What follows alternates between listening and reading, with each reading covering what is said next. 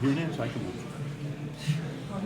Good evening, everybody. If you would please rise for the Pledge of Allegiance to the flag.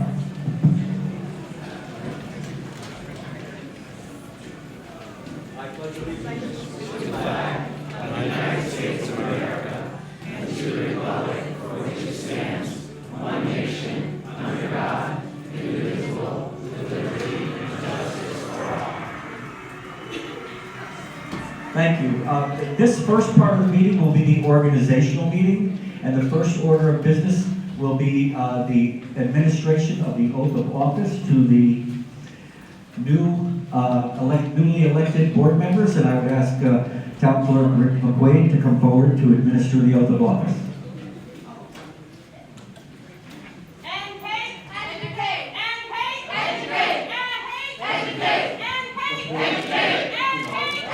Okay, please, if we can move forward.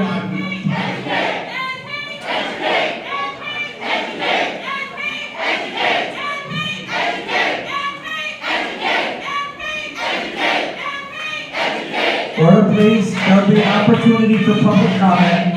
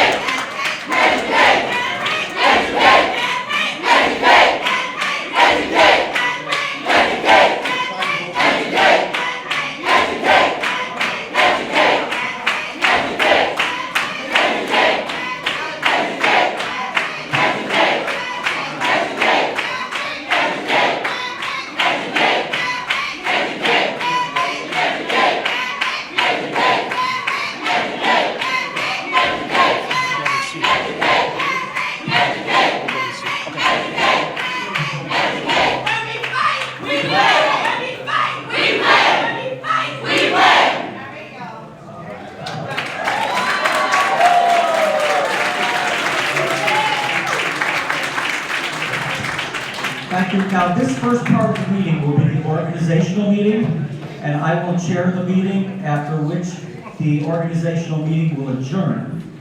And then there will be a business meeting that will be reconvened, and at that time there will be public participation and in the regular meeting of the Board of Education.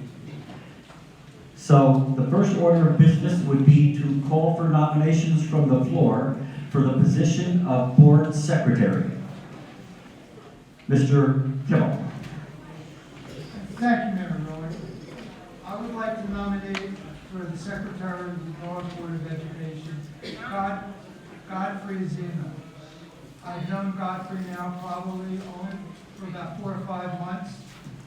He's smart, receptive, has lots of good ideas, willing to think outside of the box, inside of the box, to come up with new twists on things we've been doing for a long time. I think he'll be a terrific addition to the board and to the board exec. So I nominate Godfrey, and I hope you support him. Thank you, Mr. Kimmel. Are there any other nominations for the position of Board Secretary?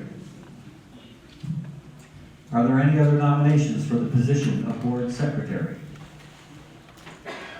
Are there any nominations for the position of Board Secretary?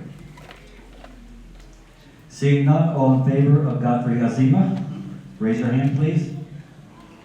Carries unanimously. Congratulations.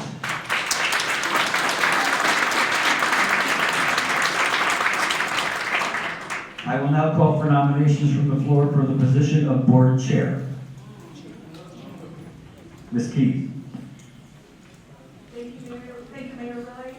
I'd like to nominate Bruce Kimmel as our board chair. Bruce wears many hats on the board.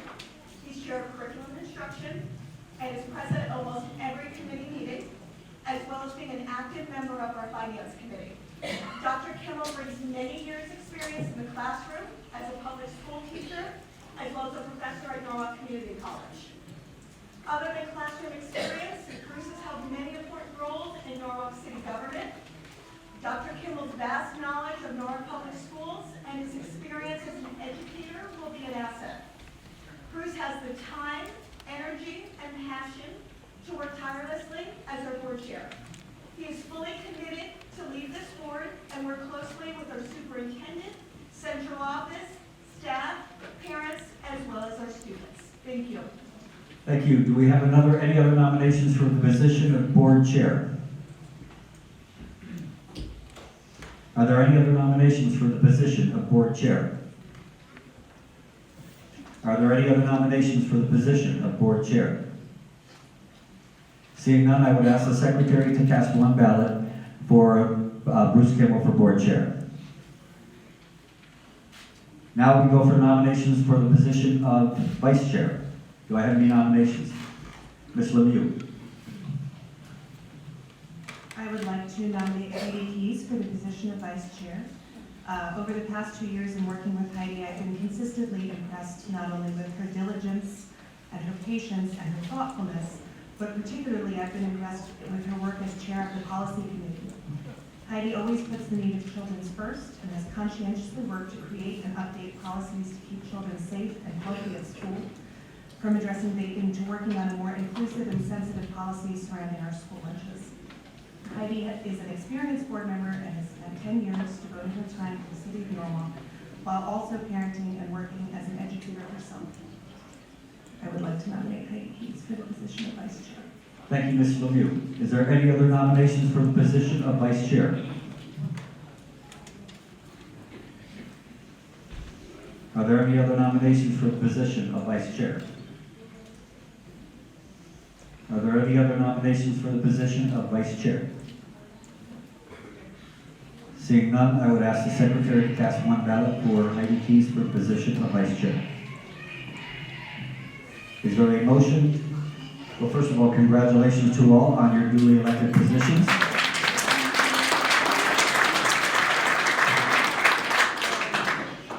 And I would call for Mr. Kimmel. Mr. Mayor, if it's okay, I would like to make a statement to the public. We have about 15 minutes, just a short statement. Mr. Kimmel, you have the floor. Thank you. Thank you for coming out tonight. We have a long and interesting discussion ahead. I'm fortunate to be a member of the board of the Connecticut Association of Boards of Education. Use the mic, we can't hear you. Thank you. I'm fortunate to be a member of the board of directors for CABE, the Connecticut Association of Boards of Education. About 150 boards belong to CABE, including Norwalk. This past weekend at their annual convention, a statement was adopted by CABE, which will ultimately be adopted by the CAPS, which is the Connecticut Association of Public School Superintendents, at their December meeting. I'd like to read a few excerpts from the statement, which I think are indicative of the direction in Norwalk Public Schools, especially its Board of Education, is going to go in the next few months. Just a few sections. Both the Connecticut Association of Boards of Education and the Connecticut Association of Public School Superintendents strongly believe that the leadership of public education in our state requires all level of government to model civil discourse in their deliberations, allowing for thoughtful, beneficial, and productive exchange of ideas and perspectives. We understand that the work of boards and superintendents is difficult, but extremely rewarding. Decisions are fraught with the tensions of trying to accomplish the best outcomes for students, while being bound by federal, state, and local law, financial constraints, and the desires of constituents and other members of the public. Walking those lines is difficult and can lead to frustration, anger, and inappropriate statements or actions. It is our expectation, despite all of these challenges, that all boards and superintendents in the state will act in a professional manner. We know that a strong board superintendent government team contributes significantly to student achievement, district culture and climate, and continuous improvement. Unfortunately, we have seen the reputations of boards and superintendents tarnished by those few who appear to consistently engage in dysfunctional behavior. Just as we teach the students in our schools to develop and use schools and use skills such as conflict resolution and consensus building, we expect our members to always address all citizens, including others on the leadership team, with civility and respect, and to work towards common goals for our students. I promise to do my best to ensure that all board members in the coming months conform to these standards. I would like to add that last night, Mayor Rillen, his assistant Alicia King, Brendan Penn Williams, the head of the local NAACP, and Shirley Mosby, the head of the NAAC Education Committee, and myself, we met for almost an hour and a half in the mayor's office. It was a good discussion, it was honest, it was candid. I hope we had many more such discussions going forward. During the discussion, I promised that if I were to be elected board chair, I would reach out to the NAACP, attend their local meetings when they do not conflict with Board of Education meetings, and I will work out a sustained working relationship with Ms. Williams. We also have discussed on the board the fact that in Norwalk, boards of ed generally do not undergo sensitivity training. We promise to try to rectify that problem, and going forward this winter, we will have a sensitivity training for all members of the board.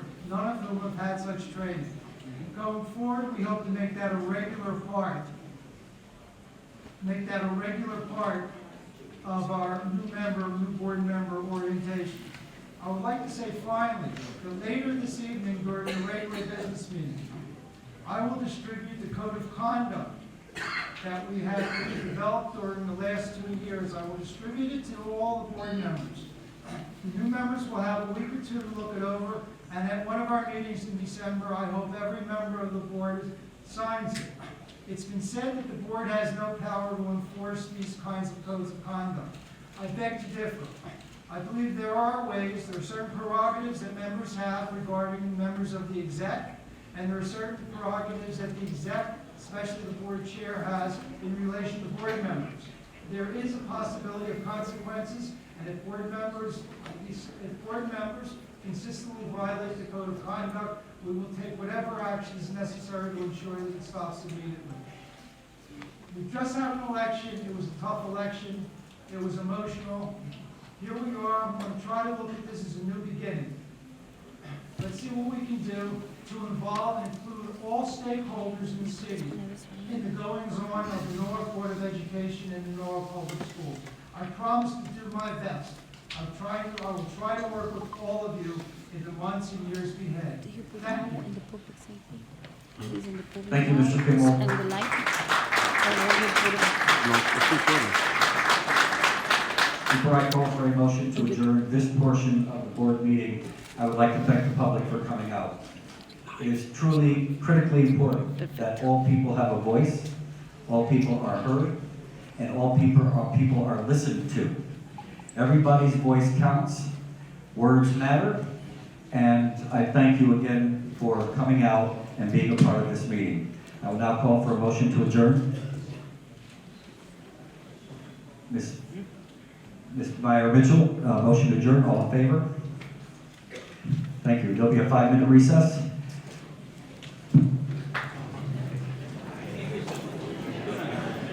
You speak Spanish? Sí, ¿cómo te llamas? Luis, trabajo en Norwalk High, soy el técnico de IT en Norwalk High. ¿Y por qué te llamaron así? ¿Va a ser esto para grabar? Hay bochinche, no. Hay un bochinche, creo, ¿verdad? Eso es lo que dicen, pero no sé. Por eso de que hicieron una llamada y dijo que los negros no posibilitan. Hablar de eso ahorita. Nancy, Diana.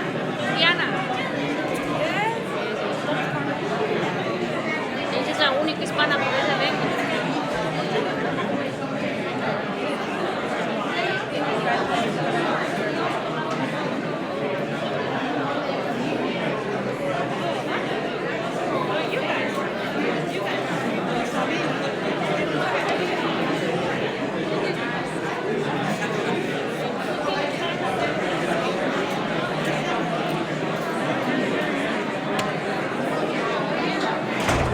Huh? Yeah, I got the open.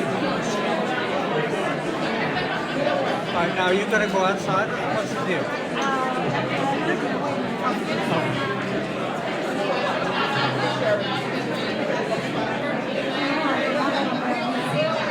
Oh, all right. Okay. Harder for me to move.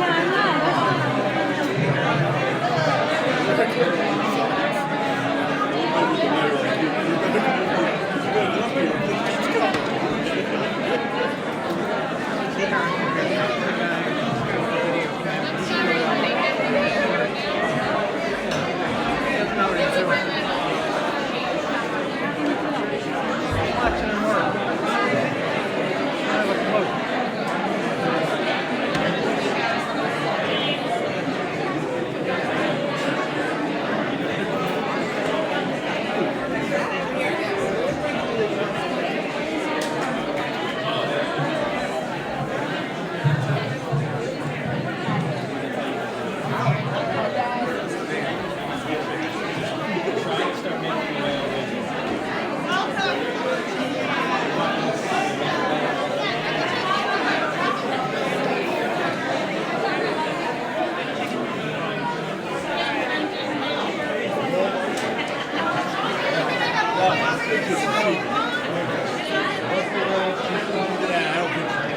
No, my door is a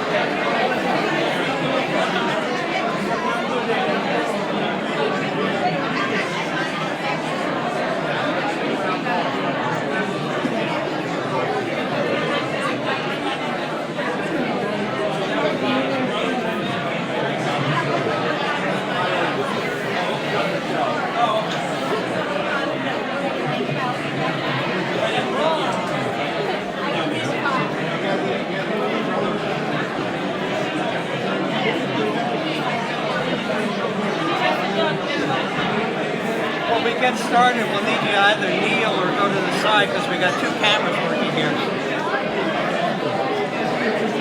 Good. How you doing?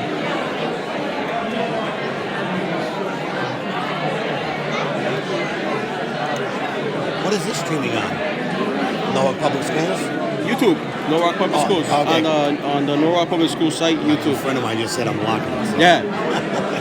You're famous, dude.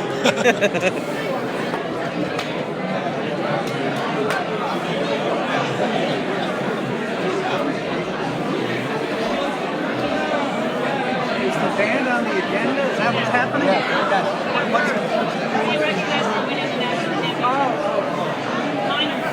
I thought you had asked for money or something. What's that? What's up, Rob? Where's Nick? I always give him my cans.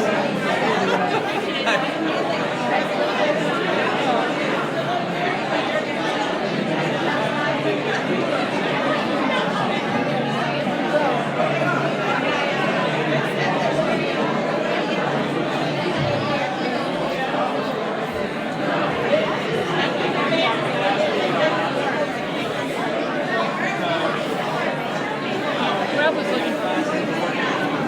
Looking your way.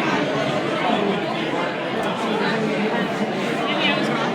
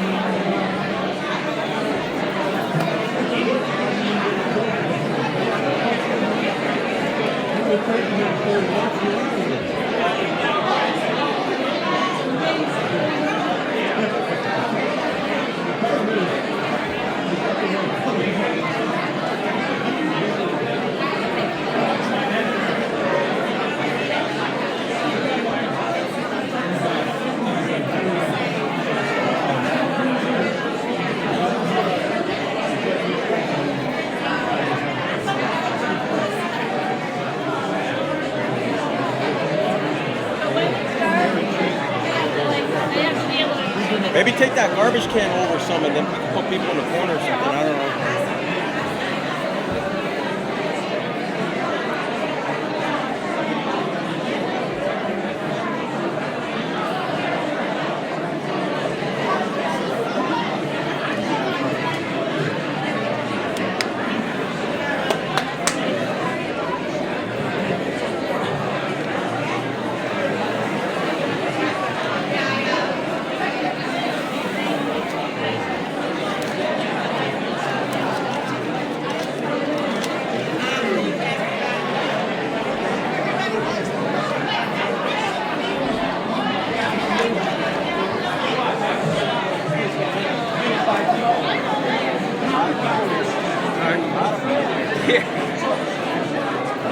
This looks like the night they had the debate, the mayoral debate. Man, it was packed. So usually during the day you do things like you set up the mics and stuff? No. It's just on certain occasions, when you're gonna have Right. we'll set them up. Right. Normally during the day I'm at Norwalk High, fixing computers and any Wi-Fi issues, that kind of shit. And then, sometimes, instead of a board meeting, normally the board meeting is small, so they say, oh, come upstairs. But if something is big, I don't got it.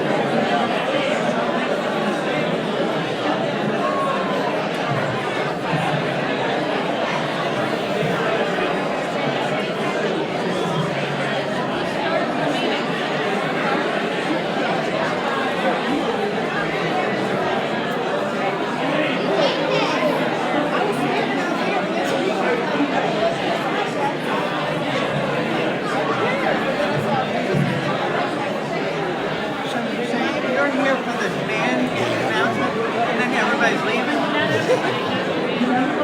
Well, the band, that's what I meant, the band.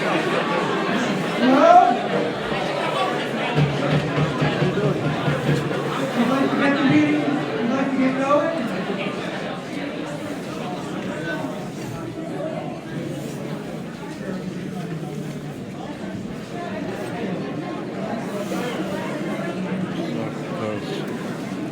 get the whole thing done. I'm back here yet. Just come over here somewhere.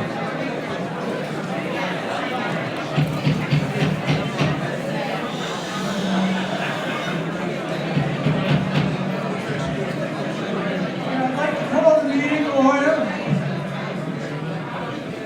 I'd like to call the board meeting to order. This is the regular business meeting of the board. Thank you. First item is the pledge of allegiance once again.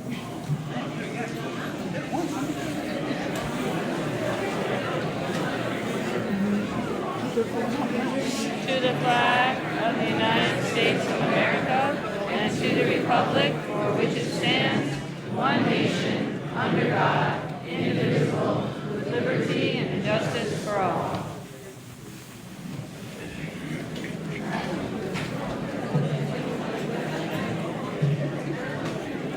Okay, quiet down a little bit, please. Thank you. Thank you. The first business item this evening is Spotlight. It's one of the more enjoyable things that we do every couple of weeks. And it'll be handled tonight by Sarah Lynn Mew. Spotlight this evening is about Norwalk Marching Band being named national champions.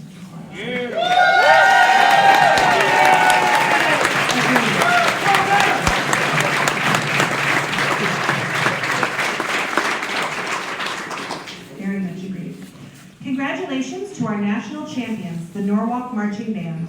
Recently, at MetLife National Stadium, home of the Giants and Jets, the band took first place in the national championship in Group 6, the highest class of competition. With a score of 96.05 out of a total 100 possible points, the Norwalk High School Marching Band paraded to victory, placing first in the competition for the third year in a row. The band also surpassed the highest score from 2018. This is the fourth national title that the marching band has won in 6 years. The competition included some of the largest and most competitive band programs in the country, including those from New Jersey, South Dakota, and Pennsylvania. In late October, the Norwalk High School Marching Band also won the U.S. Band's Class 6 Open New England States Championship for the third year in a row. They earned the highest score of the entire show of 95.55. 145 Norwalk High School band students performed in this year's show, including woodwinds, brass, percussion, and color guard.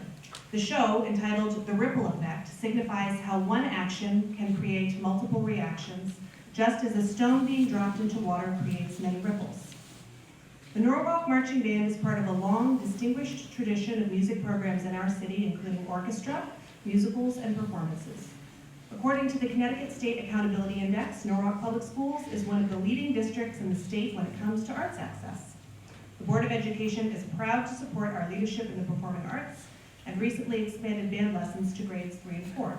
Before we ask the band to come, I think that we have a movie to watch, and I think that it will be behind us.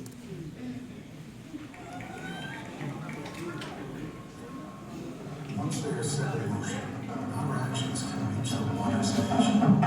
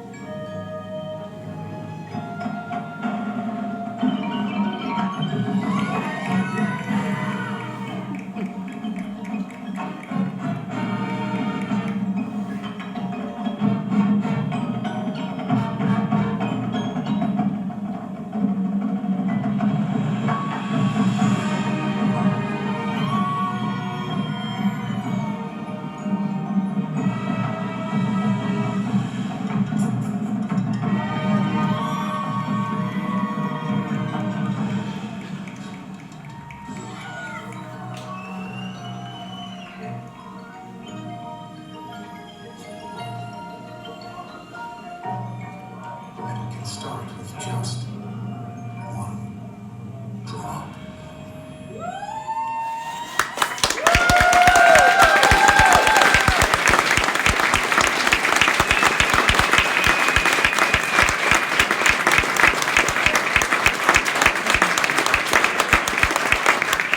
The Board of Education would like to recognize the Norwalk Marching Band students that are here with us this evening, and we'd also like to thank Norwalk Marching Band Director Chris Rivera, musicians and members of the Color Guard, and the hardworking staff and the band parents who helped to make this amazing accomplishment a reality.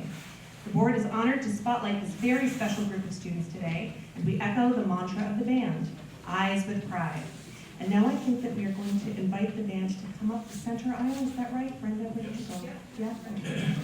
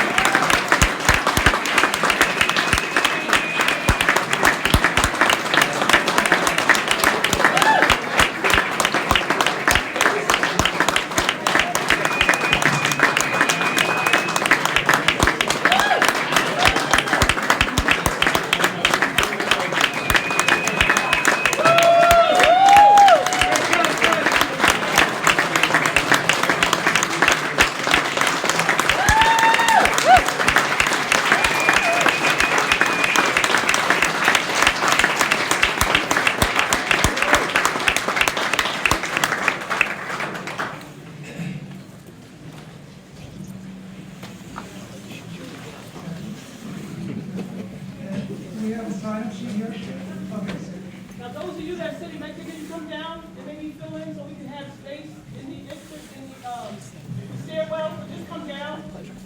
We have people all out here in the hall. Just come down and see us.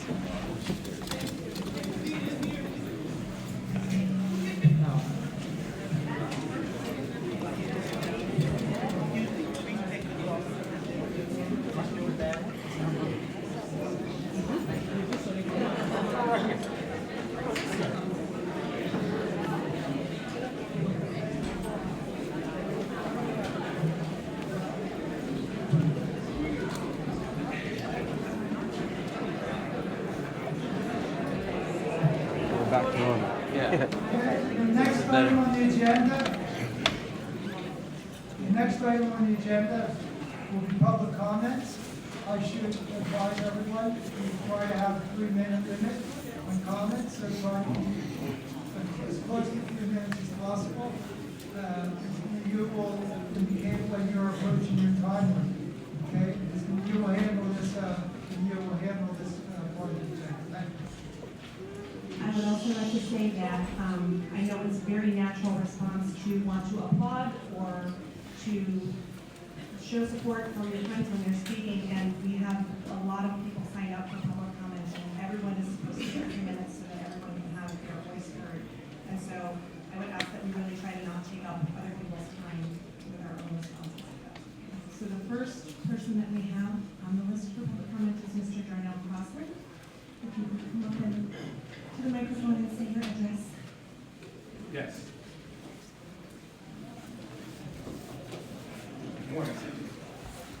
Is your mic on? No. All right, I already went into tomorrow, so good night. Good morning tomorrow. My name is Darnell Crossline, 25 Grand Street, Norwalk, Connecticut. Yo. The presumption of innocence. My mic's off again. Thank you. Yo. Hello? Hello? Hello? Hello? Hello? Hello? Hello? Hello? Yo. Hello? All right, good evening again. The presumption of innocence. I know a thing or two about that, both professionally and personally, and I grant that presumption tonight to Mr. Barbas. So tonight, Mr. Barbas, I'll grant you that But what's important is the parents, the children, and the community at large, and how they are feeling tonight based on some emails that were sent out by you that expressed your thoughts.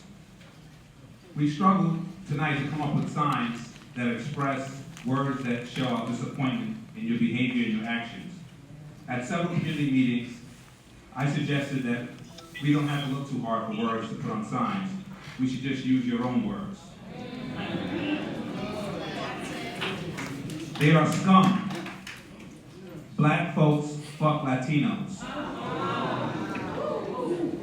I think those were the words that were in the email. So why struggle for other words to express disappointment when we can just use your own? I've attended several meetings in the community leading up to tonight, and people expressed different feelings about you. Some people have responded to me by text message that Barbas is a cool dude. I've spoken to you, and I've had nothing bad to say about our conversations. Others have responded that this was a political move by the mayor and the DTC chair and others on the email. And we can address both of those tonight. First, we start with your words. No one could use your words as a political ploy if they weren't spoken. So tonight, you must campaign for your job. You must tell all of us in this room why you should keep your job as chairman.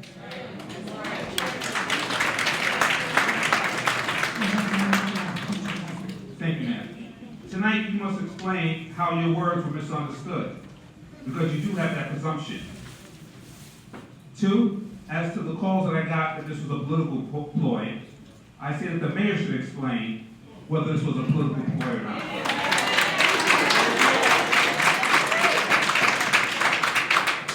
There can be no Klans meeting without Klans members. The racial terror that was expressed in those emails, blacks fuck Latinos, is unacceptable. And if it's embarrassing hearing me use those words, then you should be embarrassed, and everyone else should be embarrassed. So I don't play the games that we should cover the words. It's just unappalling. And my question is, if blacks fuck Latinos, are you fighting for blacks or against blacks? And can you explain to the people in this room how that's misunderstood? Lastly, Mr. President, I'm so sorry, what's your time? thank you.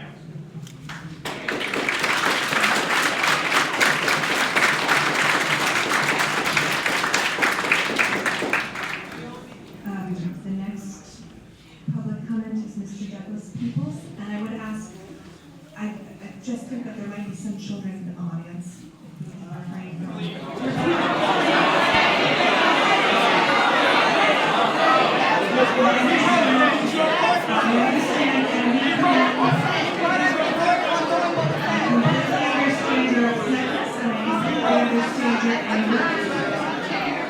And I think that we can set an example of civility this evening. Please,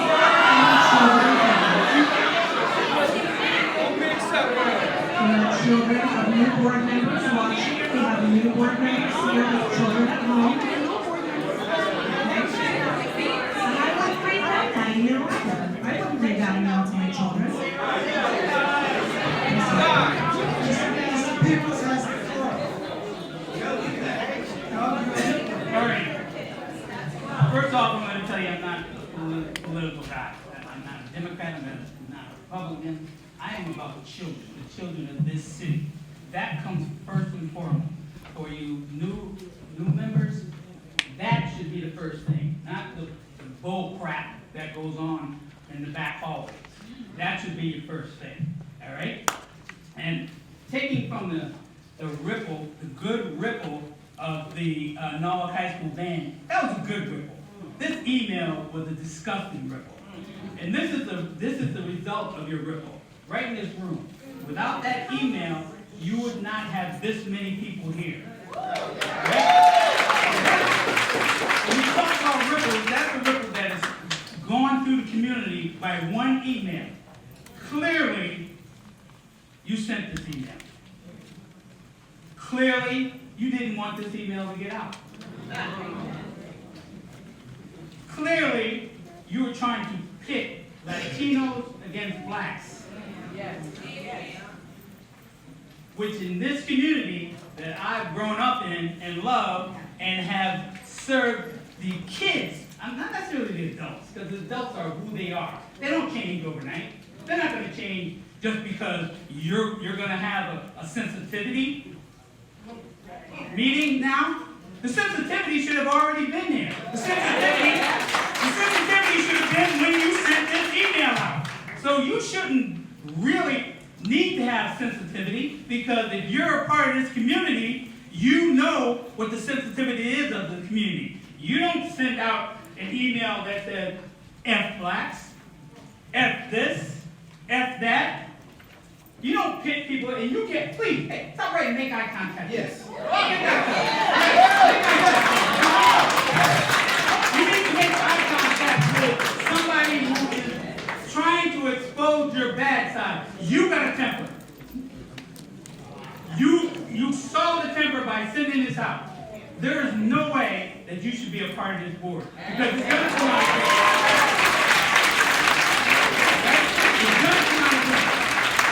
And I have the utmost respect for the people on the board that try to work for the kids of this community. All right? So you really need to consider not being, if you wanted to do the right thing, if you really wanted to do the right thing for this board, step aside. Step aside. And you new members that I don't know, but we'll get to know from what you do, don't fall into the trap. Be your own person. Walk your own walk, talk your own talk, because his talk has spoke loudly to this community that he is about Michael. Not about the community, about your own self-sufficient getting ahead. Mr. Brooks, I'm sorry, that's your time. That's all.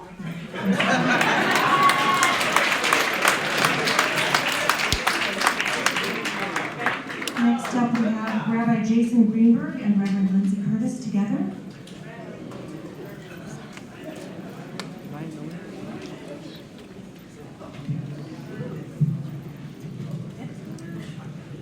Hi, I'm Rabbi Jason Greenberg from Temple Shalom in Norwalk.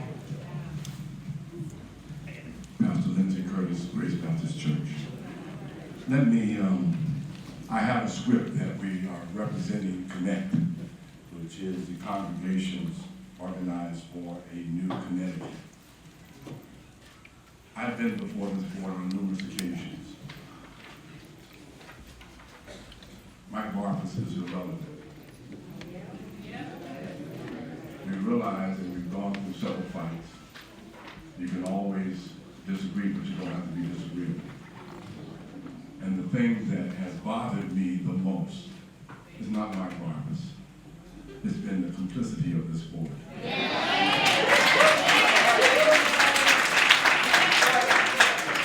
I have to say, Mr. Kimmel, I appreciate the words that you started with. Those words will resonate. We will be watching. Let me stop. Rabbi has a few things he wants to say as well.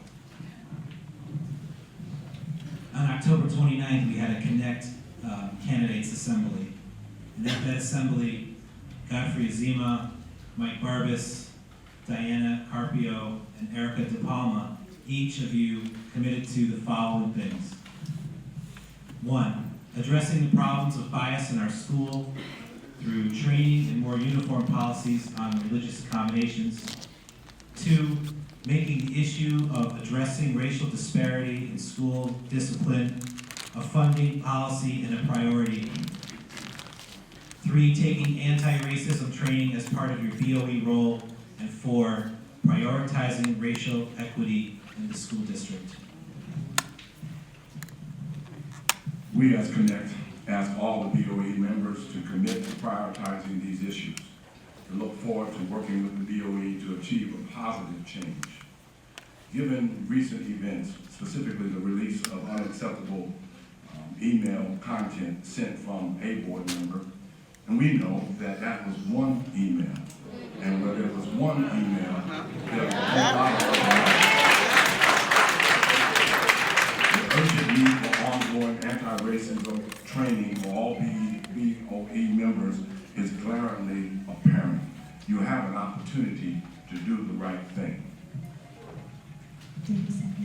Part of your work on serving of the BOE must be not tolerating racism or reprehensible behavior of any kind.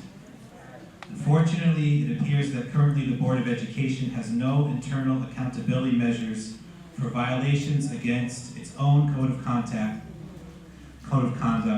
Connect asks that the Board of Education immediately amend its code of conduct to include accountability measures for its members who violate the code. This is an opportunity to change your tone.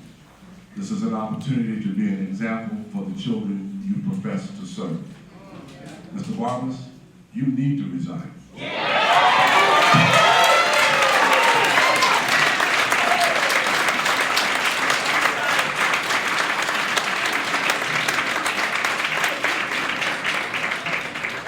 Next on the list, we have Mr. Riley.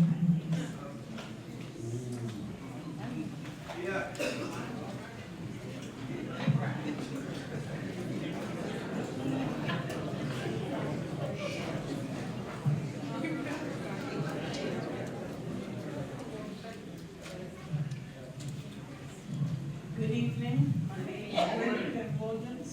I reside at 21 Kieran Drive in Norwalk. Thank you for allowing me to speak about a very serious issue that has come to our attention. The mission of the NAACP has always been to confront matters of racial disharmony that could potentially affect our community in a negative way. We live in a time where people are being divided by the color of their skin or the country of their origin. Here in Norwalk, residents have tried to provide a place where our children can succeed and strive in a hate-free environment.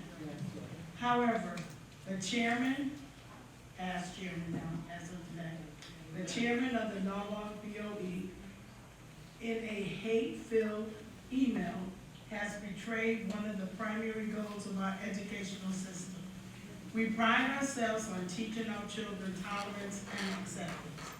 On November 13, 2019, I was forwarded an anonymous email which contained the contents of an email written by Mike Barbas, the BOE chairman. The malicious message being exposed by one of the elected leaders of the BOE is both disappointing and troubling. Please pay particular attention to the last line of the hate-filled email, blacks, F is fairness. As president of the Norwalk chapter of the NAACP, I felt an obligation to bring this matter to the residents of Norwalk and let the people of Norwalk decide if this is the type that we want from our elected officials. Mike, you must resign. Thank you.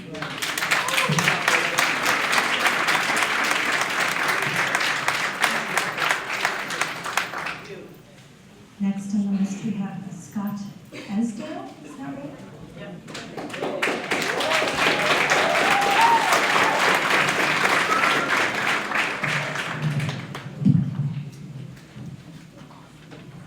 Good evening. My name is Scott X. Esdale. I am the state president of the Connecticut NAACP, and I'm also a member of the National Board of Directors of the NAACP. I come here with members from Waterbury, Bridgeport, Bristol, Stamford, Hartford, New Haven, Willimantic, Danville, New Britain, and Sonia in the mighty Norwalk NAACP.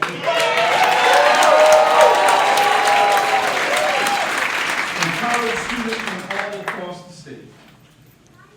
I'd like to thank all of the members for coming out, but I'd like to say this very quickly, but I need to make sure that everything is clear to the Norwalk Board of Ed before I leave. Today, two quotes from Dr. Martin Luther King have a significant meaning. Number one is the ultimate measure of a man is not where he stands in moments of comfort and convenience, but where he stands at times of challenge and controversy. Today is a time of challenge and controversy. Dr. King said history will have to record that the greatest tragedy of this period of social transition was not the clamor of the bad people, but the silence of the so-called good people. In the end, we will not remember the words of our enemies, but we will remember the silence of our so-called friends. Over the 110 years of the NAACP's existence, we have fought against many racist institutions and many racist people. One of the most racist institutions was the KKK, the Ku Klux Klan. At the KKK's peak, their membership exceeded 4 million people nationwide, with members in the South and in the North. Who were these people and what was their mission? They were politicians, law enforcement, businessmen, elected officials, powerful white people with influence, lawyers, merchants, physicians, educators, and even ministers. They portrayed themselves as law-abiding, positive, upright men during the day and during the night. And during the darkest hours, they were terrorists, murderers, rapists, and hardcore criminals involved in arson, larceny, conspiracy, theft, destruction of property, cross burnings, and some of the most brutal behavior the world has ever seen. The Ku Klux Klan was born out of the Democratic Party, not the Republican Party. This is one of the dark secrets of the Democratic Party. The KKK's mission was to surge racist activity, bombing black students in black schools and churches, and carrying out violence against black and white activists that were mobilizing against white supremacy. They had an invisible empire organized around terror and violence, white privilege, white economics, white arrogance, and white power. Today we are reviewing an email from a powerful white Democrat in very powerful position. He is the chairman of the Norwalk Board of Ed, to the mayor of Norwalk, who was and the chairman of the Democratic Party in the city of Norwalk. The content of the email was no different than a letter from the Grand Wizard to the Grand Dragon to the Grand Titan of the Ku Klux Klan. The arrogance and the white privilege of the chairman, Mike Barbers, to refuse to resign is not alarming and not surprising. But the silence of the mayor and the silence of the chair of the Democratic Party of the city of Norwalk is alarming. The silence of the so-called people across the Democratic Party is disturbing and shows a sign of betrayal. Since Lyndon B. Johnson signed the Civil Rights Act of the 1960s, the black community has been voting for the Democratic Party at the level of 94% consistently for over 50 years.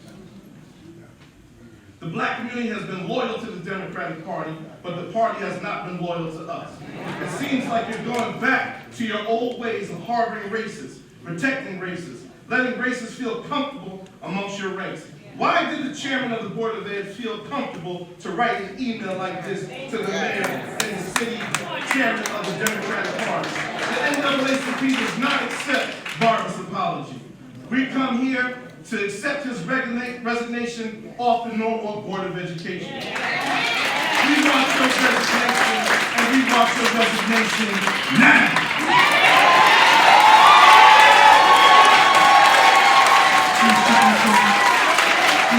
I'm not finished. He ain't finished. I ain't finished. If you do not resign from the Board of Ed, we will not leave one stone unturned. We will keep organizing against you. We will not stand by and let the Democratic Party protect you as a racist and your racist ways. This is not a moment, this is a movement. You plan on setting up shop in Norwalk until you resign off the board in every way, shape, form, and fashion. We will not stop. We will call on every U.S. Senator for the state of Connecticut, every U.S. Congressman, the head of the state Democratic Party.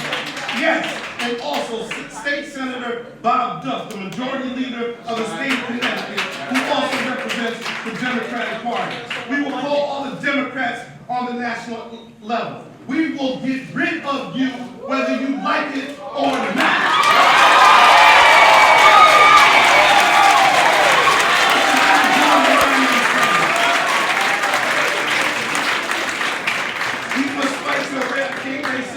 Wherever it raises its ugly head. Because when the NAACP fights, we win!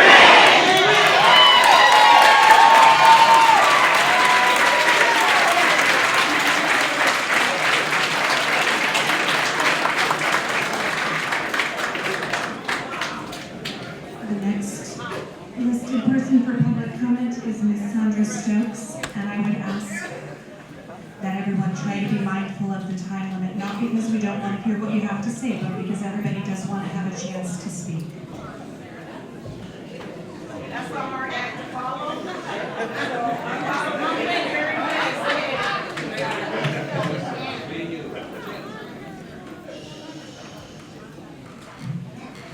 Just want to say good evening to the board and everyone who's in the building tonight that came out for this very important cause. I'm sorry, I have a sore throat too. We're gonna work through it. I want to address the board. You know, like I can't even say anything after Scott Esdale, right? As he's speaking, he's the voice for us, but I'm going to be very brief on my position. I'm Sandra Stokes. I'm a wife. First of all, I'm a mother of children who have gone through Norwalk Public School. I'm a recipient of Norwalk Public School. I spent some time here. My husband is Travis Sims. He's a leader in the community, a state rep right now, so I'm representing many people and our constituents as well. For me, it's all about school boards. That's why I'm here. I've dealt with racism my entire Black life. So this is not new to me. It's shocking because it was released, but this happens all the time. So I don't really want to address that. It's about the school boards. We know that school boards are a vital link to the community and the public school system. Given that the vast majority of funding, someone mentioned it back there, funding for schools come from local taxes in the state, it's important to have the right people on your board. It's that connection, right? Effective school boards, which we haven't been really effective despite the numbers, the flyers that are going out about what we've done in Norwalk. Despite that, there are effective school boards, and they have distinct characteristics, one of which includes the ability to collaborate and to create a shared vision of high standards with leaders, with parents, with students, and the community where our children go to school. The board also has a very important role to play, a position in the districts for our future. We're talking about our children. No one is mentioning our children. We're here, you're here for our children, our future. My children have been affected, I can tell you. My daughter did not want to come to speak tonight, but she has been affected by the lack of the characteristics that make up an effective board. So now that you've been sworn in tonight, I wish that every board meeting could be this way. Like, people need to come out. We have a vested interest. It is not about Mike Barbas, but we need to fix that because he, along with probably more than likely a lot of you on the board, in the city, our leadership, have impacted the future of our children. And so I challenge you. You said a lot of great things, Ms. Lemieux, and you, Bruce. We're going to challenge you. We're going to hold you to it this time now that this information has leaked. And I'll speak to Darnell's point. That email was released the email was sent in June, and it was released right before an election. That's very political, for one, and nothing has been done, and no one has made mention about the N-word being used in Brian McMahon High School. Nothing has been said and nothing has been done, and enough is enough, okay? You're in these positions for a reason, and we're gonna challenge you. The same civility that you spoke about when Darnell Crosland was talking earlier, I hope you are saying that to Mike and every other member of the board. Thank you.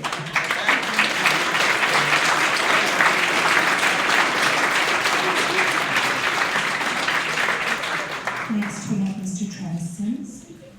I'm going to concede my time to Jalen C. Okay. We have Mr. James. Good evening, everybody. I address you guys. My name is Jalen C. I'm a lifelong resident of Norwalk, Connecticut. I address the board on many occasions as a community activist and as a former student. And I'll talk about those things right now. The emails are really alarming, but it's not the first time. We've been going through these things since 2016. We had board members who've been kicked off because of this culture of racism on the Board of Ed. But today I kind of want to speak more about for the first time as a parent. I have a 1-year-old son who's at home right now. And Ms. Lemieux, you said the children are watching. And Mr. Barbers, the children are watching. I have 17 years until my son graduates from Oakland and all public schools. And I don't want my son to grow up in a community where you have a person on the board of ed that's using that type of language. The kids are watching. My son's watching, so I'm watching. And you have people from all over the state of Connecticut, but you also have people from your district and District E that's here today. You have somebody that I know that's in the back that don't agree with that. You don't represent District E, you don't speak for the children, and your words are really hurtful to not only me, but especially to the kids, to the parents that were watching. I have cousins that's in the board of ed, that's in the school system right now. One of them were part of the marching band that won that award. And they're part of the school systems, and they have to grow up and hear themselves. And so I do not only ask for your resignation, I demand it, and I'm willing to Scott and everybody else who's showing up for me to demand that you step up.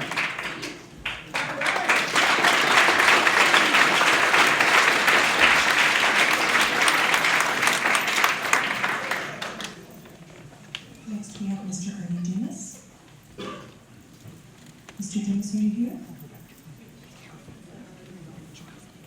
No? He's outside. He's upstairs. If he comes back, we'll come back to him. No, he gotta come. Okay, we're going to move forward to Ms. Sharon Mosby.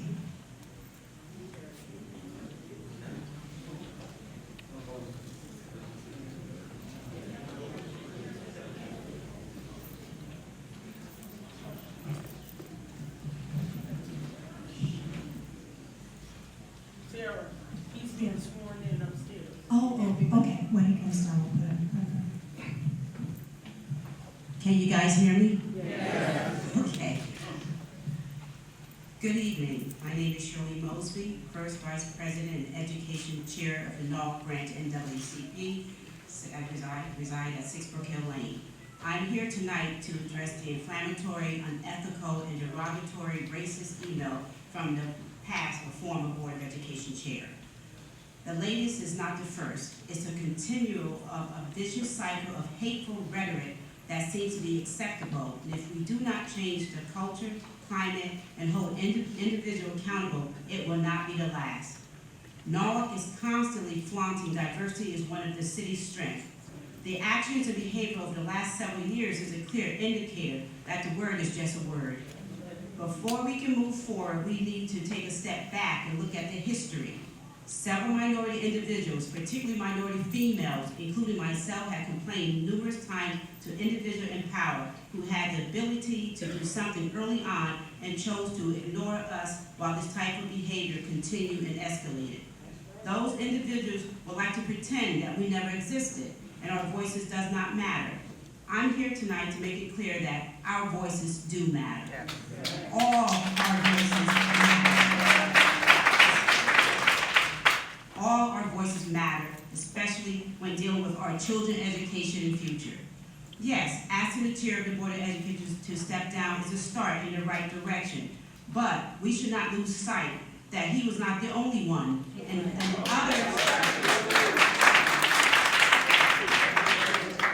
others who to bury their head in the sand or remain silent should be held just as accountable.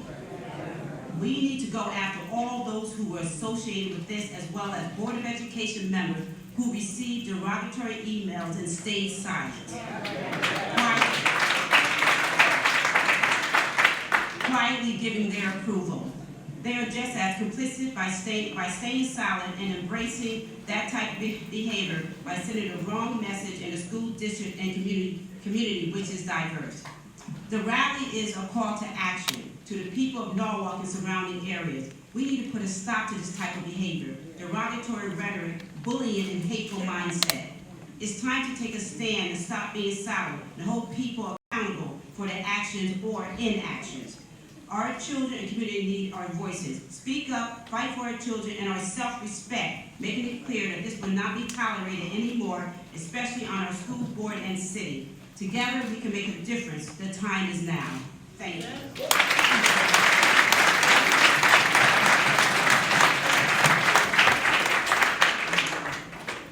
Next, we have Mr.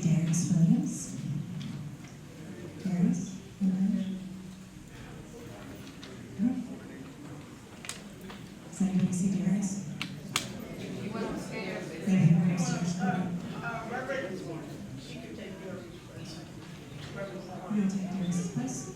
Okay.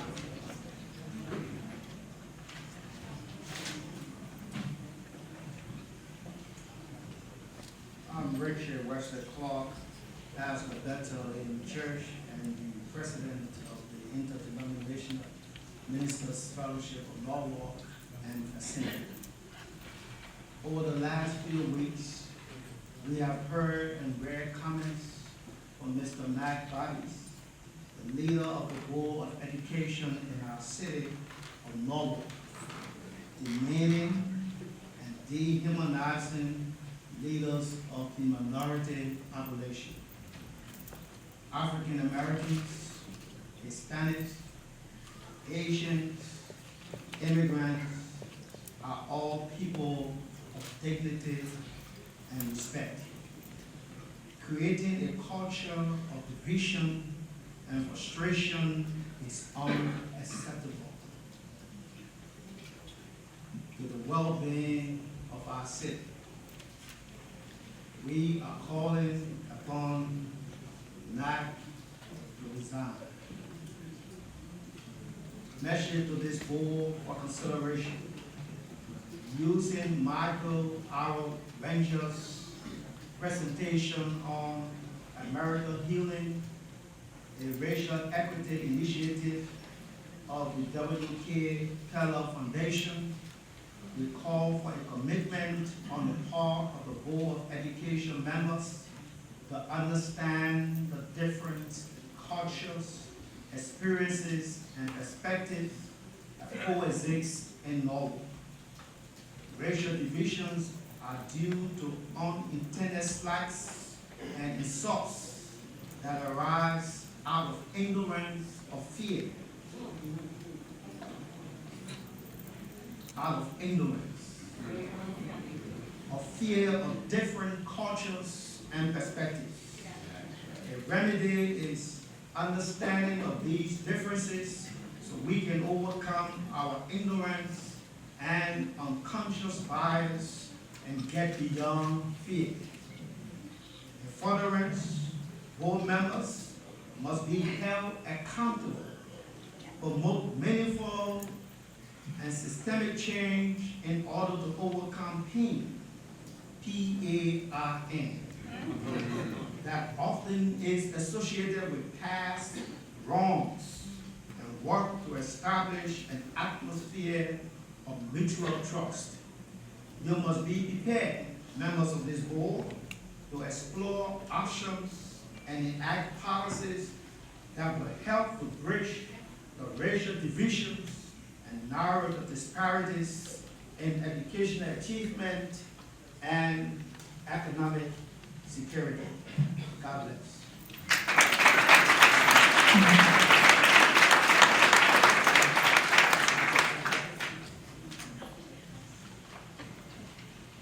Next on the list, we have Mr. Bruce Morris. Where's Mr. Bruce? That's okay. Good evening, everyone. I'm here just to say that. I'm sorry, would you state your name, please? My name is Ernie Dillon, Councilman Ernie Dillon. I'm here just to say that we have no room, no place for this type of behavior. I have been around Mr. Barbas, and you notice that I'm saying Mr. Barbas, I just say Barbas. For the simple reason is that I've seen his reactions, I've seen him, how he speaks to women on the board. I've seen him say a lot of different things that he shouldn't have ever said in our community. We had a meeting at Calvary Baptist Church, and he came in and disrupted the meeting there. We have no room for this. And I have 2 grandchildren that go to the public schools in Norwalk. And I don't teach my kids none of this stuff. I always teach them to love one another and love other people, regardless of your skin color or how you do it, because we all must live a decent life toward one another. We don't need all of this to get along. Norwalk, we got to this position and where we are right now because of a letter. The letter that was sent out should have been out a long time ago. It should have been out in June. Now we get a letter, and the letter is the reason why we're here right now. I want Mr. Barbas to step down.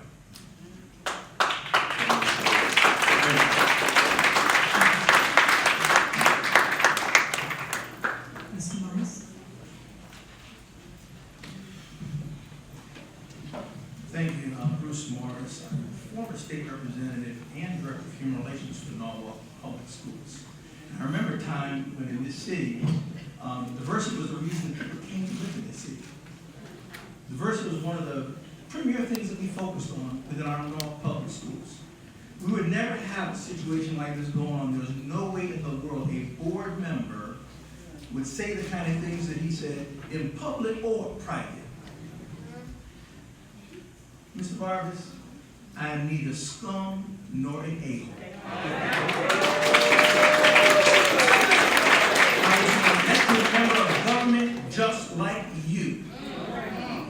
There to represent people's interests just like you, whether black, brown, white, or whatever. And yes, I stand to call for his resignation. But you know something, I have a challenge for you as a board as well. Because the issue comes, what will you now say and do? There are some of you on this board, you've been here for years, and you've seen this gentleman and others isolate black and Latino club members. You've seen them isolate other females. You've been there in private and in emails, because I've seen them. We've seen them castigate black leaders of South Norwalk. Mr. Barbas, you don't know what's better for black kids better than I do. I'm sorry. You don't.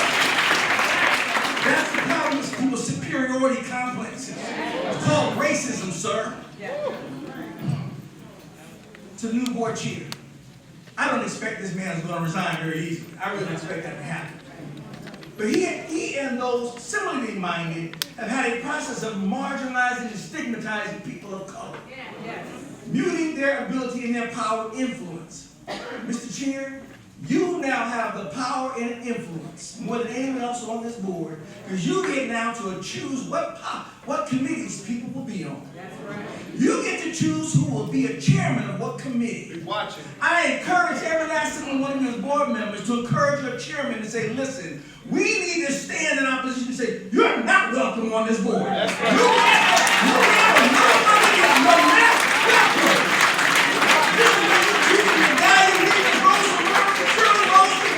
Guess what?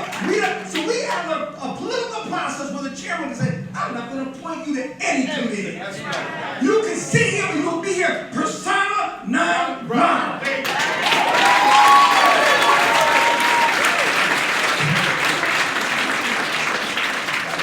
I bet you the voice of our president of our NAACP. Yes. But that's been the issue here. That Mr. Barbas and others like-minded think that they can approve and appoint who the voices are for the black or Hispanic community. No. Well, be careful. Be careful. I'm sorry. You do not get to pick and choose. In democratic civil processes, you as board members, because you want to have all parents involved, need to respect the fact that we're going to have differences, but we need to differ civilly. We need to differ in such a way that everyone has equal opportunity. If you do that, and now's your chance to lead, you get to show us, and guess what? After tonight is over, you get to make a decision. I'm not watching to see when you misstep. I'm watching to see you lead. That's right. Lead. Lead. Not run.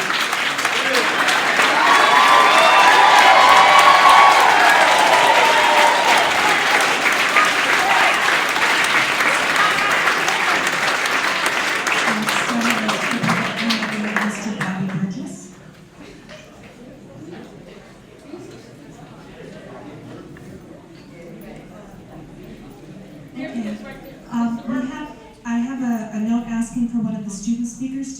up so that she can lead. We have Kayla Ireland.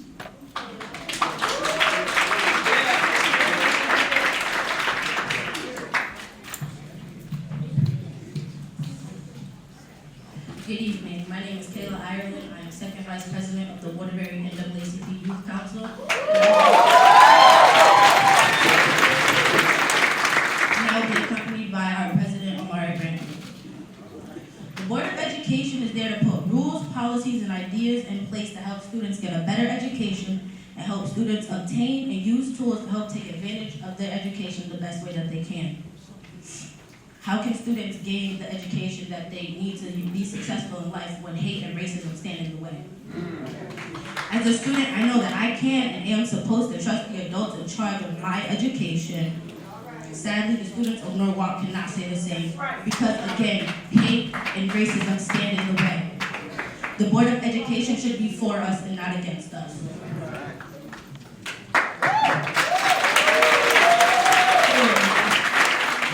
I am the president of the Waterbury NAACP Youth Council. I was taught that every action must have a reaction. Mr. Barbas, you need to understand your reaction needs to be to resign. They ask us to be civil, but we have no role model to be civil of. Because you are not a role model, and you are not a role model to the youth of this city. You need to understand that I actually have a quote right here, because talking can change everything. In July, you spoke, and that has changed everything. That has changed your entire life, and you must understand that. And I ask you, as a youth, please resign. Thank you.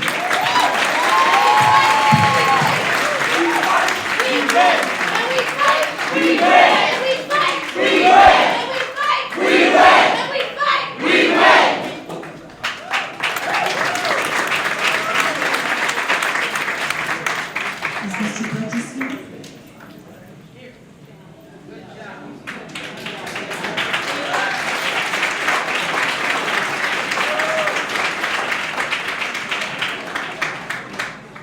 Good evening to the board. My name is Reverend Rosa Ewell, pastor of the Kingdom Institutional Baptist Church.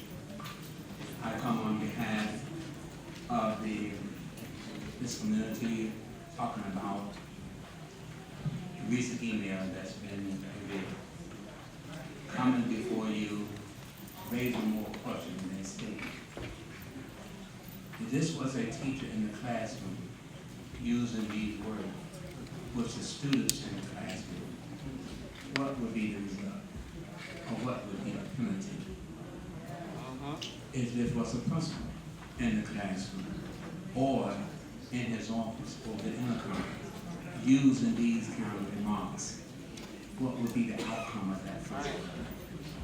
If it would be a council member or somebody within the guidance council office, what would be the result of that? More importantly, if it was you, Mr. Superintendent, what would the board do to you? I don't really see room for the board to sit around and try to decide what to do. It's a matter of just doing what's right. That's right. And if you care about this community, if you care about all the people of this community, the decision is easy. Truth of the matter, it's already been made when he forwarded the email. He must go.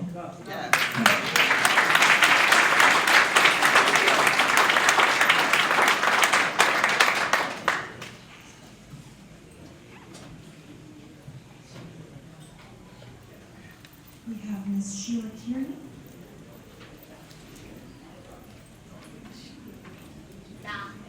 Doctor. Oh, I'm so sorry. Dr. Sheila Kearney.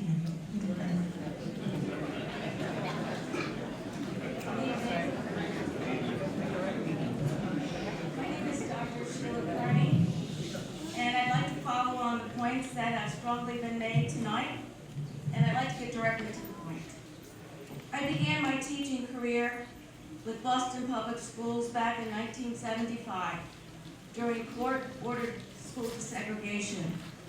Angry crowds, hate speech, racist politicians, hateful board members who organized these angry protests. It was a nightmare for me, for many, and mostly for the children. who are attending Boston Public Schools. Mr. Barbas, we cannot tolerate such hate here in Connecticut. We cannot no longer tolerate you. I, Dr. Sheila Kearney, State NAACP Chair, and on behalf of all other Connecticut Branch NAACP education chairs, demand your immediate resignation. And to the Mayor, Norwalk Public School Board members, you should take a stand and do the right thing. We must and we have to be better than this. Thank you.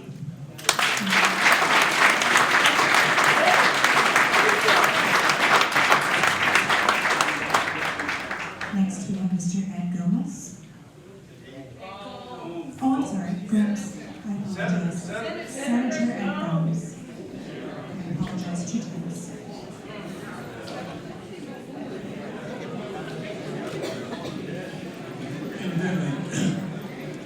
Evidently, somebody assigned my name to speak. I had planned to speak.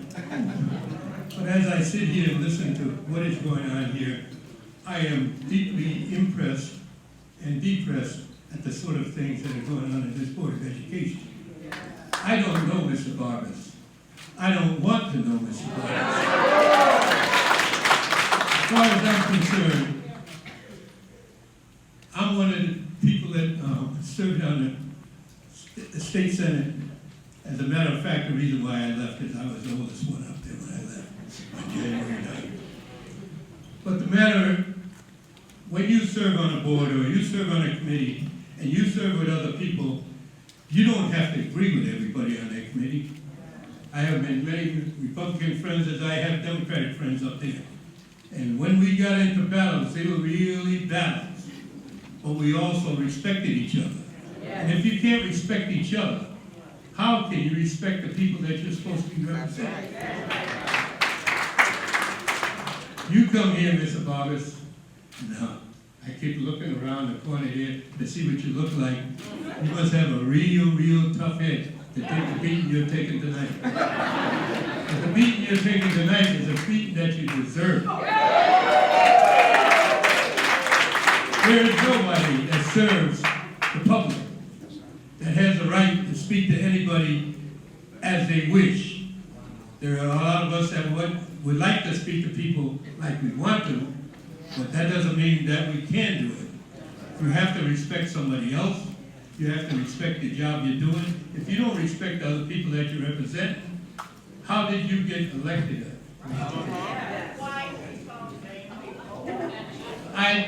Like I said, I hadn't planned to speak here. And some of my friends spoke here, and there are hard acts to follow, but that isn't what we're here for. Mr. Barbas, I'm going to ask you gently, resign.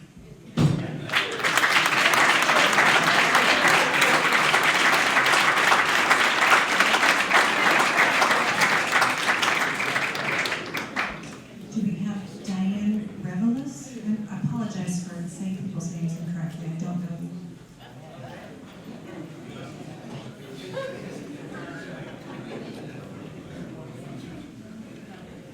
Diana Revelis, I'm sorry.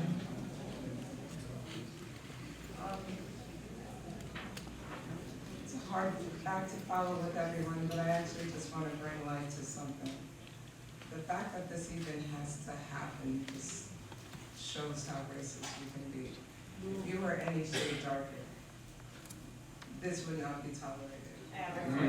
He would have been ostracized. He would have been in any emails. He would have been able to sit here. He wouldn't even know this was happening. Right.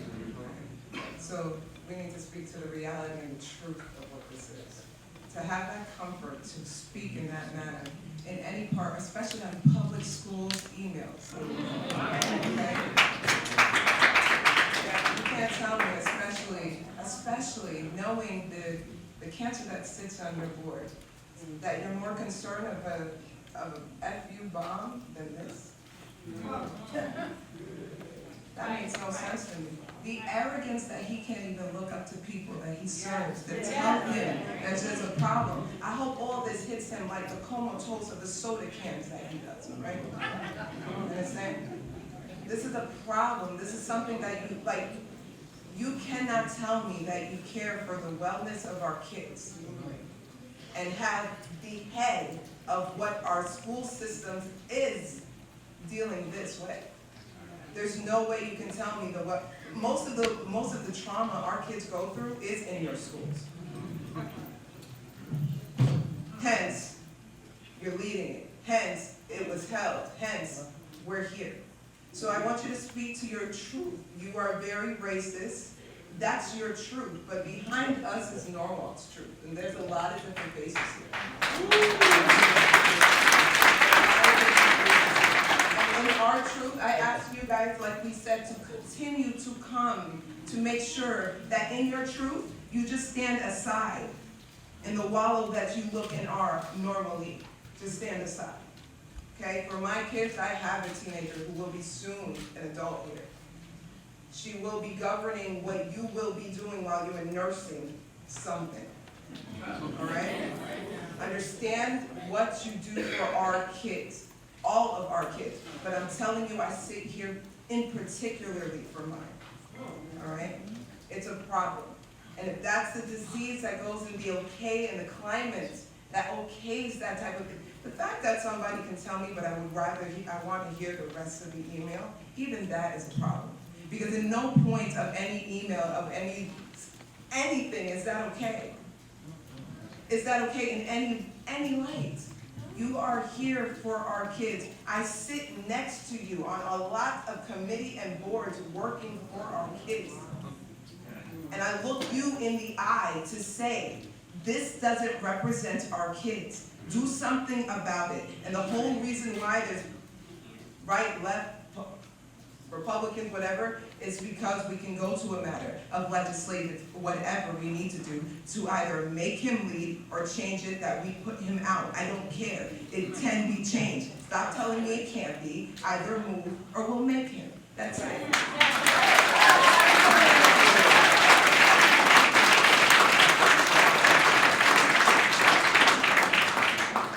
Next, we have Reverend Tommy Jackson.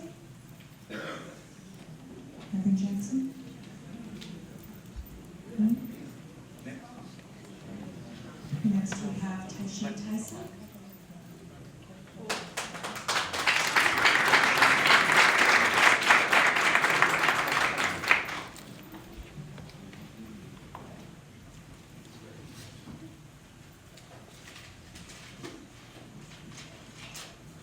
My name is Taisha. I'm a member of the NAACP. Mike Burbis, you sit on the Board of Education and use profanity in an email that is addressing where schools can possibly be built, schools that should be showing hospitality towards the youth, then to bash people as if the email wasn't already discussing enough makes it even worse. Blaming Democrats for problems occurring in your town won't fix anything when in reality you are the problem. There are Blacks and Latinas who are in and out of these schools, and Mark Burbis takes it upon himself to project ignorance and bigotry. I don't think your frame of mind is fit to be sitting where you sit as chair. You're the leader of this board. You're the leader of this board, and it's scary that people even elected you. The email was said to be sent out out of frustration. If you crack under pressure, then you don't need to sit in a position that you're currently in. You only apologize because you got caught, not because you regret what you said. And you can't possibly vote for items that are in the best interest of Black and brown students based on what was said in the email. I'm not sure if people know the seriousness of the position that he holds as a school board member. He writes policy that will be implemented into the schools, votes and policies that affect the lives of students who are living in this district and attend schools in this district. You were attempting to put Blacks and Latinos against each other, and when the reality of that is we need to team up to fight against people who are like you. That's right. Obviously, you have supporters because you're still sitting here slightly uncomfortable But we'll continue to fight until you leave because your supporters aren't even brave enough to come forward to speak highly of that.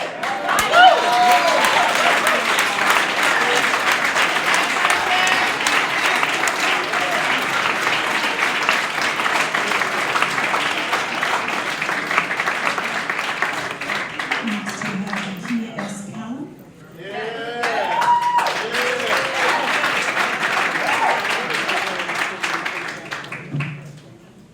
Good evening. Y'all can talk about it. Good evening. My name is Akia S. Collum, the proud president of the Connecticut State Conference, NAACP.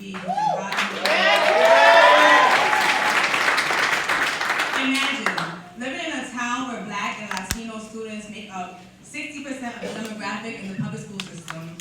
Imagine living in a town where 16% of the residents in this town are Black and 25.1% are Latinx identifiers. Imagine where 11.5% African Americans are expelled and are at 3 times more the rate than white students. Imagine living in a town where 9, now 6, of the members of the Board of Education members are white and the chair, Mark Barbas, is a racist. Imagine that same chair, now former chair, being a member of the Board of Education Committees of Finance, School Facilities, Negotiations of Personnel, and Policy. And Stop, you're looking like that. Enough. Stop it. You're smirking and you're You're taking up the time. I'm sorry, you're taking the speaker's time. And I'm going to give you a has the nerve to try to deny the right and access to children in the South End of Norwalk. Imagine living in a town where the chair of the Board of Education, Mark Barbas, had the nerve to say, I'll give you extra time. Excuse me, we have to respect that every speaker has a right to 3 minutes. Everybody's got to be quiet and respect every speaker. again, so. Go ahead, because I didn't hear. Go. Hold on. Good evening. My name is Akia S. Collins, the proud president of the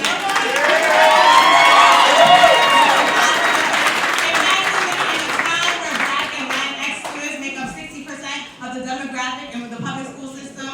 Imagine living in a town where 16% of the residents in this town are Black and 25.1% are Latinx identifiers. Imagine where 11.5% African Americans are expelled at 3 times the rate of whites. Imagine living in a town where 9, now 6, of the members of the Board of Education are white and the chair, Mark Barbas, is a racist. Imagine that same chair, now former chair, being a member of the Board of Education Committees of Finance, School Facilities, Negotiations and Personnel, and Policy, and has the nerve to try to deny the right and access to children in the South End of Norwalk. Imagine living in a town where the chair of the Board of Education, Mark Barbas, sends a degrading email to the mayor, assistant Democratic Town Committee chairman, the Democratic Town Committee vice chairman. We are appalled. Yes. Norwalk, this is not our imagination, this is our reality. Right. Your apology is not enough. A code of conduct distribution does not mean it will be read. Mr. Mayor, I'm glad that you stated earlier that words matter. In the words of one of my sheroes, Fannie Lou Hamer, we are sick and tired of being sick and tired and we have had enough. You are unfit to serve. You are unfit to lead. We demand that you, Mark Barbas, step down as a member of the Board of Education. You say in your email that Black F Latinos, that's the headline. Mark Barbas, your time is up, and that's the headline.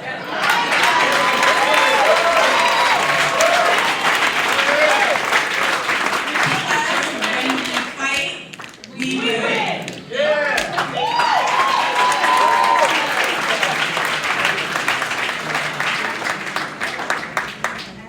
Next, we have Mr. John Mosby. Mr. John Mosby, is Mr. Mosby here? He's not.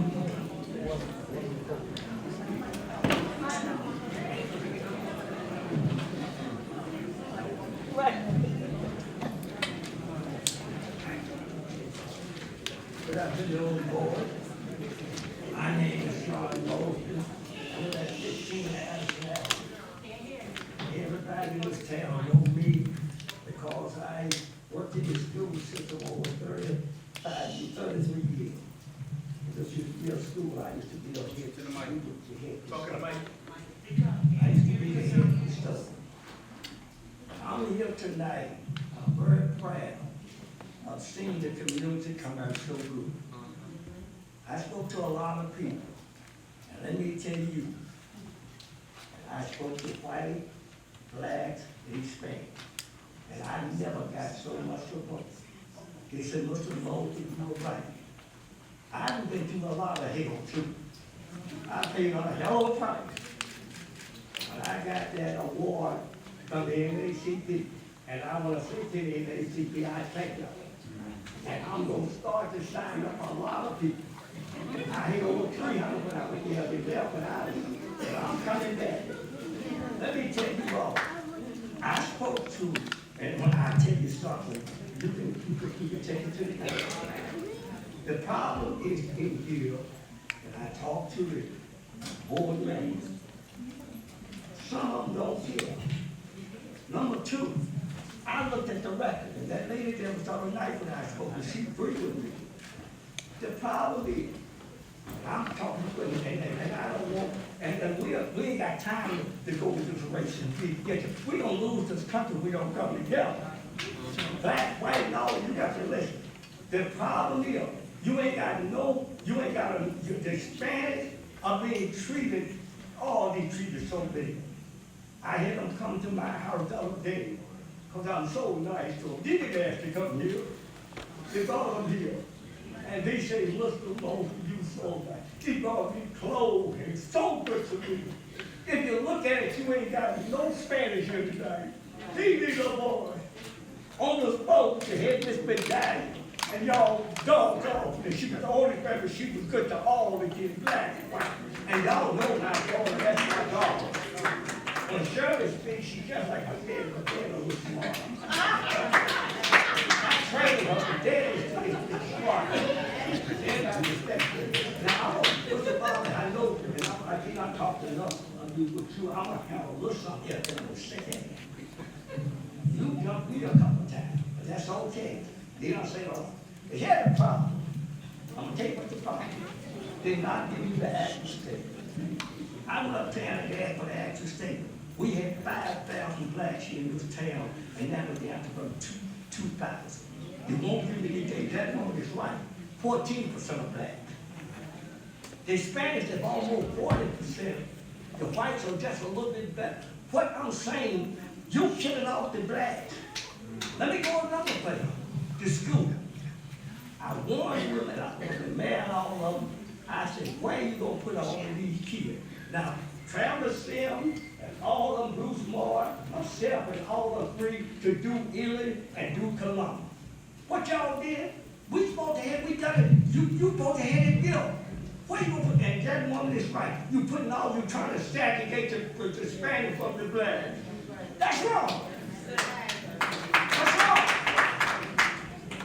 I'm telling you the truth, and the truth and I respect you. But let me tell you, they give me people bad data. I look at the data, I look at other things, they won't give it to me. Teachers, now let me say one thing, I was a union man, and I'm gonna say this, and I'm gonna say that. I was a union president for 30 years. I made sure no discrimination against the women. I fought that in the code one, all that, equal pay for everybody. I treated everybody, they know this. Y'all never did give me a award. What you did was talk to me. But that's all I'm saying. I'm gonna say another thing to you, Mr. Kennedy. And I'm gonna say this to you today. With all the schools you got to close, you closed it. You won't build area. You won't do nothing at Columbus. You went there and closed bridge down where y'all told me you wasn't gonna do it. That's right. You could have put 300 kids, you got a school there now. We open that school back tomorrow. And I'm gonna say one more thing y'all ain't say. You talk to the Christmas, the black Christmas guys talking to me. You talk to the MPs, yeah.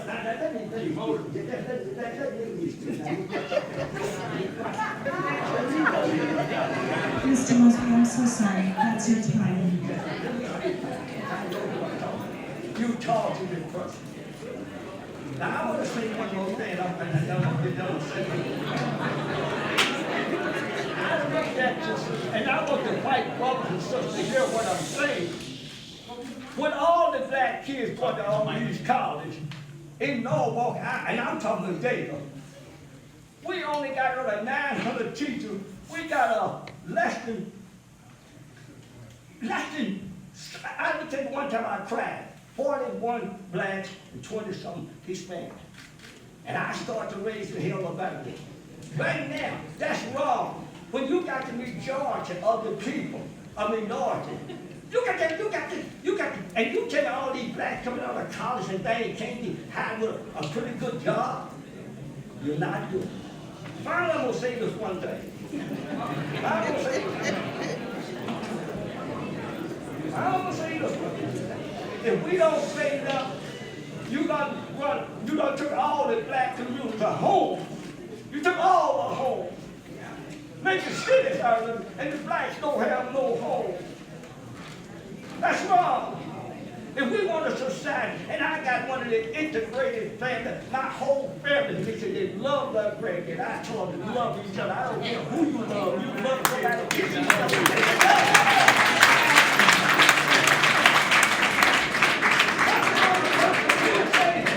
Look at your car, John.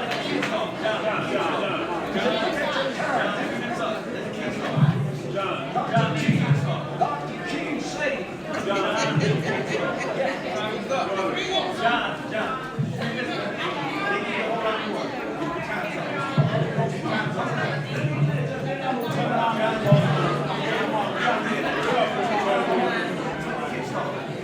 Thank you, Mr. Rosenberg. Thank you very much.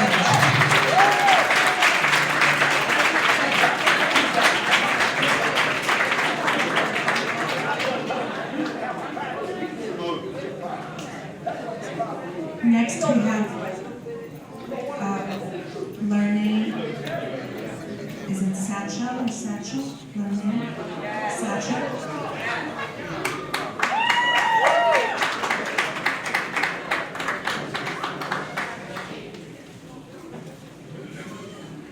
Hello all, my name is Lernay Satchel. I am the proud president of Eastern Connecticut State University's NAACP chapter.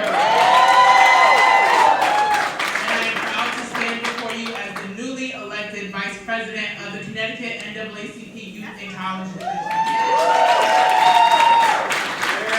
Many people in our society ask why racism lives 154 years after the Emancipation Proclamation and the Reconstruction Amendments. My answer to them is that racism lives because it is taught. It is passed down generation to generation. It often starts with lecturing within their homes, then teaching within our schools, and then instruction within our greater society. Racism has no place anywhere, especially in our education system. The NAACP has for 110 years been fighting against racism in education. In cases like Maury versus Pearson, Sweat versus Painter, and the infamous Brown versus Board of Education, we won. And we will now and forever continue to win, because when we fight, we win! Today, the NAACP stands united against Mike Barbas's racist cognition and actions. He only apologized for sending out the email, which is the content of the incident, but he never apologized for the demeaning racial slurs, which is the context of the incident. The context of racism cannot and will not be allowed in our education systems. To Mike Barbas, look at me, sir. Your actions are unacceptable, and we demand that you step down from the Norwalk Board of Education.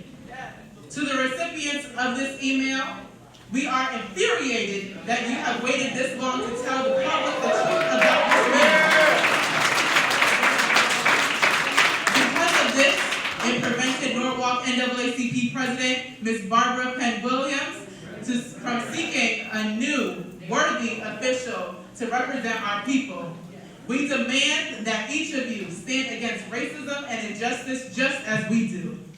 The late, great Nelson Mandela once said, "No one is born hating each other because of the color of their skin or his background or his religion.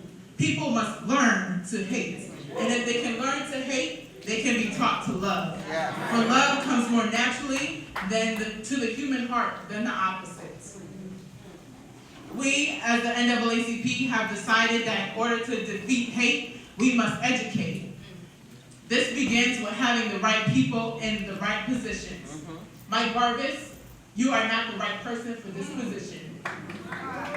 If you stand with me, please say, educate after I say defeat hate.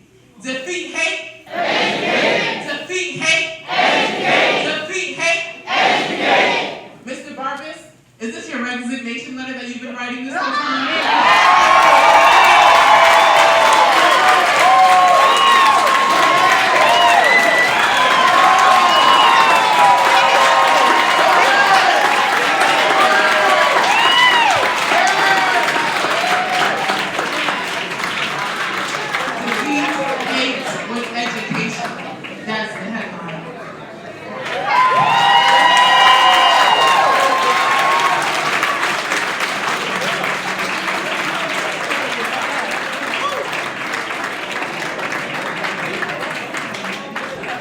Next, we have Mr. Joseph Chandrico.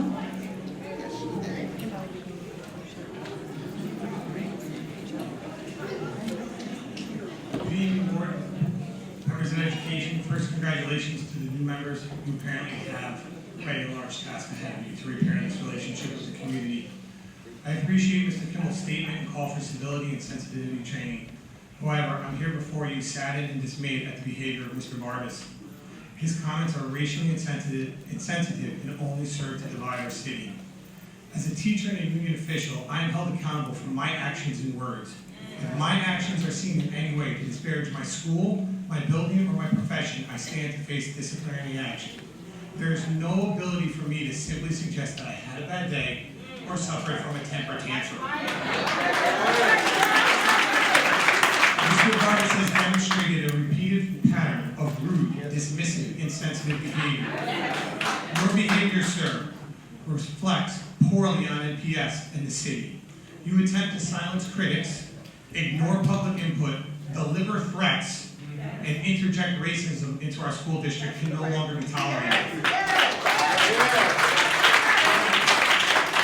It is time to think of the district, the teachers, the administration, and most importantly, the students, and do the right thing and step aside. Our next superintendent is watching. Our parents are watching, our teachers are watching, and more importantly, our students are watching. Step aside and allow for the healing and the repair of this fractured relationship to begin.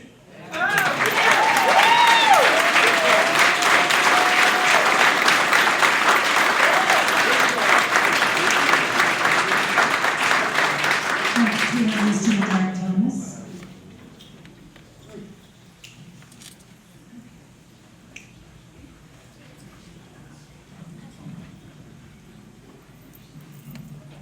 Good evening. My name is Medard Thomas, and I'm the principal at Columbus Magnet School.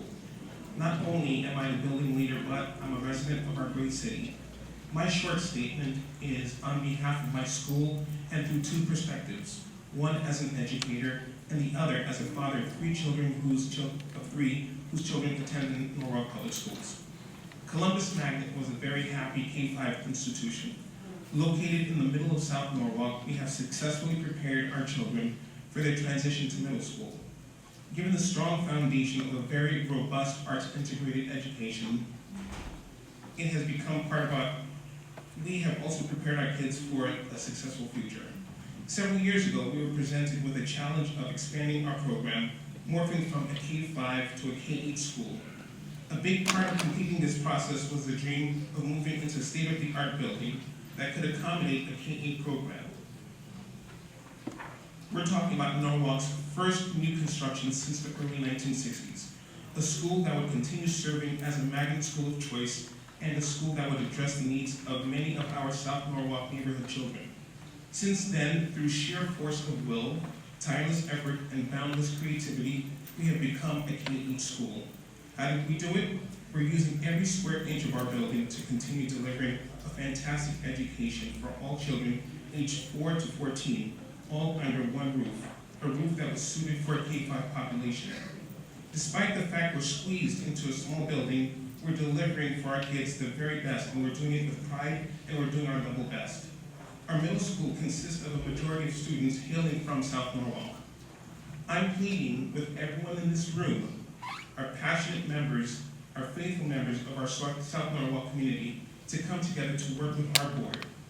Our children depend on us to build an establishment worthy of our great city.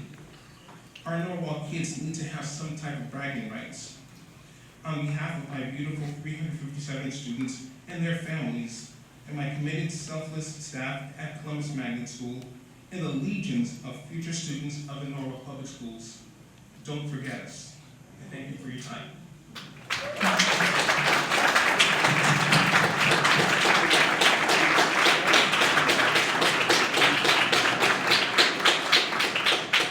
Next, we have Lisa Henderson.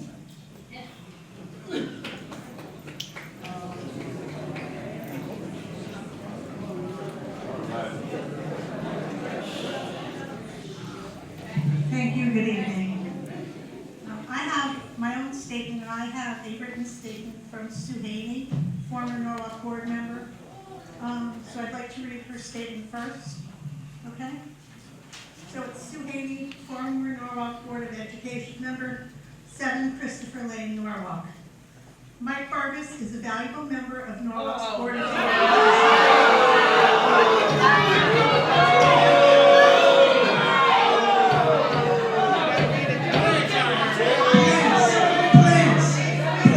It will go more quickly if you just listen to read this. Please hold, please. We have to afford, we need to afford every person the right to express their opinion. I agree with you, but let's, going forward, every person has a right to express their opinion. Thank you. Thank you. Please quiet, please. Thank you. So again, Thank you. Mike Fargus is a valuable member of Norwalk's Board of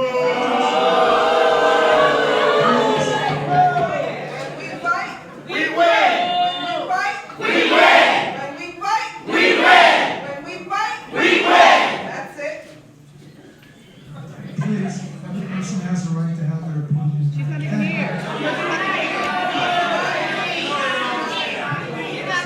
Thank you, please. Please. Please. Friends, there are other people after Ms. Henderson who'd like to speak as well. So.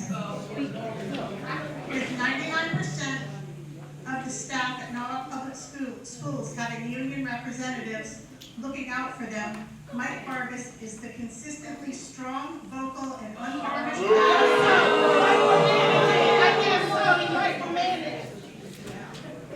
Mike Fargus is a consistently strong, vocal, and unvarnished advocate for the rest of us, those students, parents, and taxpayers who have only ourselves and the Board of Ed to protect our interests.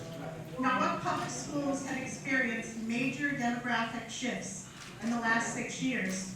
Today, there's about 400 less Black and 800 less white students than in 2013, while the Hispanic population has grown by nearly 1,600 students.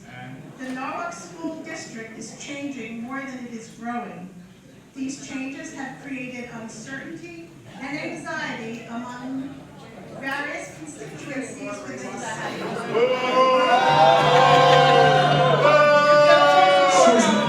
Excuse me, we will extend the speaker's time. Please, every person has a right to have their opinion, to express their opinion. Friends, also, I really have to go to the bathroom. So after public comment, I can go. So if we can get through the next, we have 5 more people. 5 more people. It'll be 15 minutes.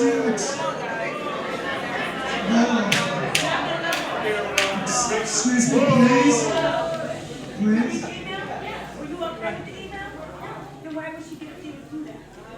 Excuse me. Please allow the speaker her time to speak. Thank you. What you're witnessing here tonight is some of the uncertainty and anxiety What you're also witnessing is a Democrat town committee and really campaign tactic that has come back to haunt them, wanting to win the election at all costs. They repeatedly use race as a weapon to silence and smear. Leaking a 5-month-old email to the media 2 days before an election did nothing but fuel decisiveness and anger. The leadership to question should not be Mike Barbas's, but rather the DNC and the mayor's office that chose deflection rather than transparency. Please, thank you. Rather than transparency and proactive leadership on issues of such importance to Norwalk and its residents. Mike Barbas is hardworking, knowledgeable, and passionate. Continue. He's human. He can be intemperate, especially with people who can be intemperate themselves. But he is non-racist. Mike Barbas should not heed these calls for resignation. He is very much needed on It's not needed. Again, that's from Sue Haney, Thank you. former Norwalk Board of Education. I have my own written statement. Excuse me, please, quiet. We still have speakers on the list.